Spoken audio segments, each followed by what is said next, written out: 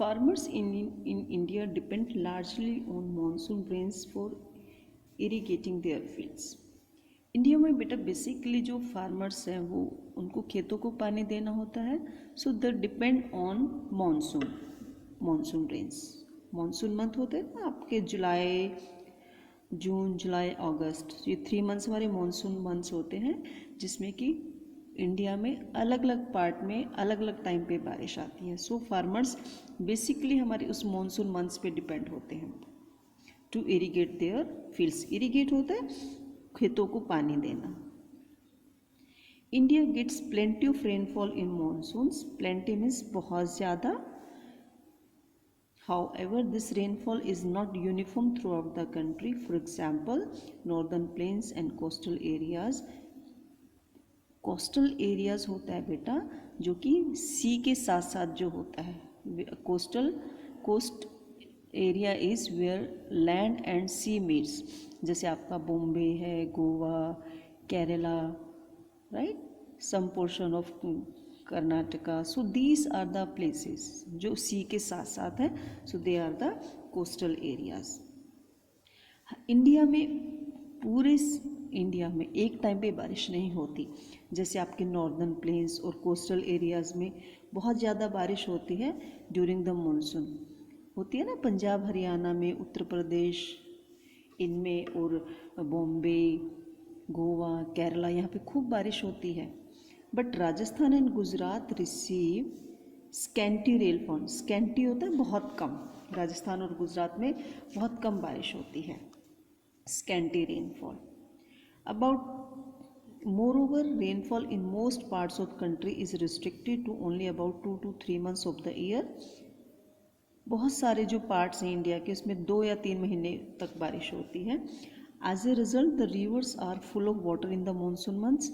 आपने देखा होगा ना कि रिवर्स पूरी पानी से भर के पानी होता है उसमें, ऊपर तक रिवर बैंक तक पानी होता है उनमें.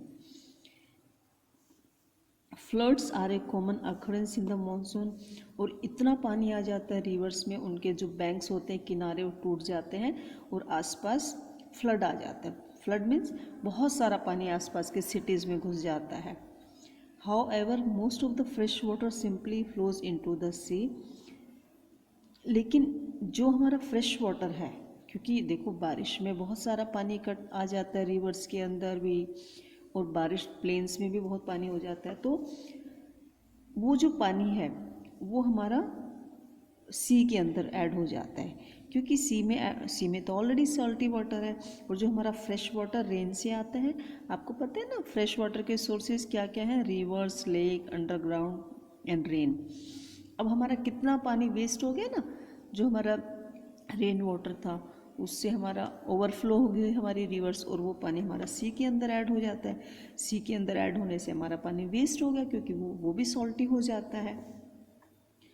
In order to provide a steady supply of fresh water throughout the year for irrigation and domestic use, dams, canals and reservoirs and tanks have been built across the country. They help conserve fresh water and allow it to used efficiently. तो अब लोग क्या करते हैं बेटा, जो fresh water है वो सी में जाके वेस्ट ना हो, तो उसके लिए वो डैम्स बना देते हैं, कैनाल्स, रिजर्वायर्स, बहुत बड़े बड़े टैंक्स होते हैं, वो पूरे कंट्री में जगह जगह बना देते हैं उनको, ताकि वो जो रेन वाटर है उसको इकट्ठा करके इरिगेशन में यूज़ कर सके, खेतों को पानी दे सके, और they can supply this fresh water to the homes. कुछ जगह देखो पानीपत में तो हमारी रिवर्स हैं, लेकिन कितने सिटीज़ है जहाँ पे रिवर्स नहीं है. तो वो क्या करते हैं, रेन वाटर को इकट्ठा करके जब बारिश नहीं होती उस वाटर को घरों में सप्लाई कर देते हैं क्लीन करके. They help conserve fresh water. तो ये जो डैम्स, कैनाल्स, रिजर्वायर्स, टैंक्स, ये हमारे फ्रेश वाटर को कंजर्व मीन्स सेव करने में हेल्प करते हैं, and allow it to be used efficiently. और उस फ्रेश वाटर को हमने एक अच्छे तरीके से हमने यूज़ कर लिया ना, उसको वेस्ट नहीं होने दिया हमने फ्रेश वाटर को. Okay, so we have studied today how rainwater is conserved and how farmers depend on the rain to irrigate their fields, and in which areas there is heavy rainfall and in which states there is the scanty rainfall, right?